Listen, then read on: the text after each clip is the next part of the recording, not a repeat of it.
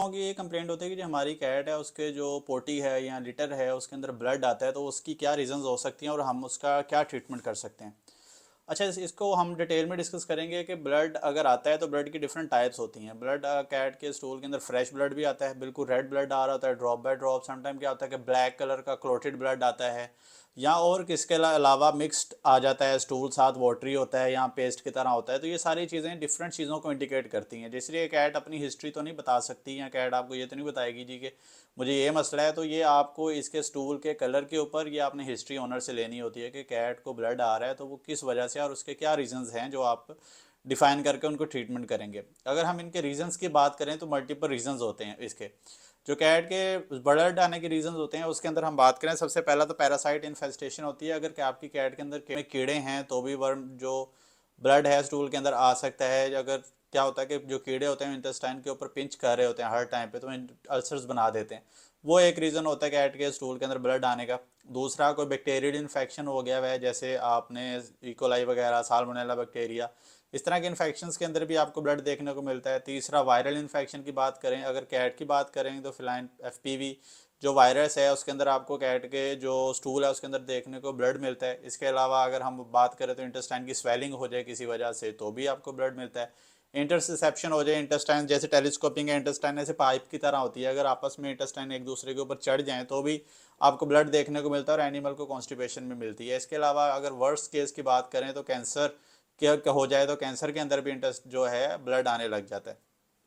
तो ये सारी चीज़ें हैं। अगर आप कैसे रूल आउट करेंगे कि आपकी कैट के अंदर जो ब्लड आ रहा है वो किस वजह से है, ये सारी चीज़ें जो हैं आपने देखनी होती हैं। उसके साथ क्लिनिकल साइंस और भी होते हैं। फॉर एग्जांपल, सबसे पहले हम वर्म इन्फेस्टेशन की बात कर लें। कैट के अगर पेट के अंदर कीड़े हैं तो animal most of the time खाना पीना नहीं छोड़ता, समटाइम खाना कम कर देता है या ज़्यादा खा रहा होता है तो उसको लग नहीं रहा। तो ओनर की कंप्लेंट क्या होती है कि मेरी कैट खाना कम खा रही है या जो है ज़्यादा खा रही है बट वीक होती जा रही है दिन ब दिन। तो ये एक रीज़न हो सकता है, ये आपको इंडिकेट करता है जी। और इस कंप्लेंट के साथ अगर उसके स्टूल के अंदर जो है आपने कीड़े भी देखे हैं और ब्लड भी नज़र आ रहा है तो ये आपका केस हो सकता है। अगर हम वायरल इन्फेक्शन की बात करें, जैसे एफपीवी है, तो आपको ब्लड तो है मिलेगा, स्टूल जो है उसके अंदर आपको पानी की तरह मिलेगा, बिल्कुल पतला जो है इसका पखाना होगा और उसके अंदर ब्लड आपको मिल रहा होगा। तो ये, और साथ इसके आपको क्लिनिकल साइन क्या मिलेगा कि एनिमल वॉमिटिंग भी कर रहा होगा और खाना भी छोड़ दिया होगा। तो ये एक इंडिकेशन हो सकती है जी कोई वायरल इन्फेक्शन आपकी कैट को स्टार्ट हो गया। मोस्ट ऑफ द टाइम क्या होता है कि जब भी कैट का पेट वायरल इन्फेक्शन हो जाए तो उसका जो स्टूल होता है ना वो बिल्कुल उस पानी की तरह हो जाता है, बिल्कुल पानी सॉलिड होता है, उसे के अंदर कुछ नहीं है, थोड़ा सा कुछ हिस्सा सॉलिड होता है, बाकी सारा पानी बिल्कुल पतला फेंक रहे होते हैं। तो ये वायरल इंडिकेशन हो सकती है। इसके बाद अगर हम बात करें इंटरसेप्शन के अंदर क्या होता है कि टेलीस्कोपिंग जिसको बोलते हैं, उसके अंदर क्या होगा कि आपका एनिमल जोर लगाएगा, वो स्टूल पास नहीं करेगा, ठीक है। ड्रॉप्स ब्लड आ सकता है बस स्टूल कॉन्स्टिपेशन हो जाएगी, वॉमिटिंग स्टार्ट हो जाएगी।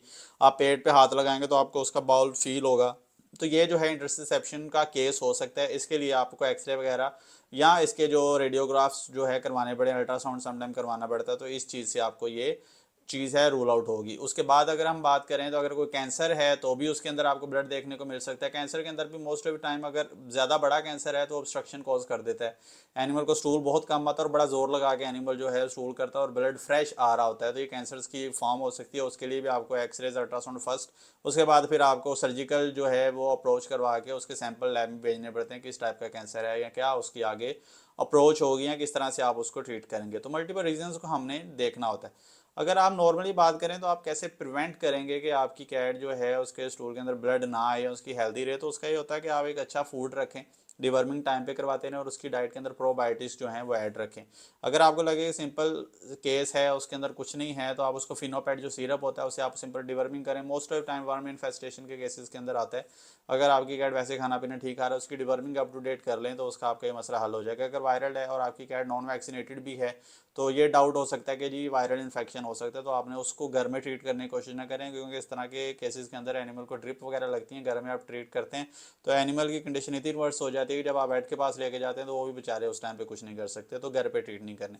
उसके अलावा इंटरसेप्शन, अगर आपको लग रहा है एनिमल आपका उल्टी करता जा रहा है, खून पखाने में जो सिर्फ खून आता है और वो जोर लगा रहा है बहुत ज़्यादा, तो भी आपको वेट के पास जाना चाहिए। ये सीरियस कंडीशन हो सकती हैं।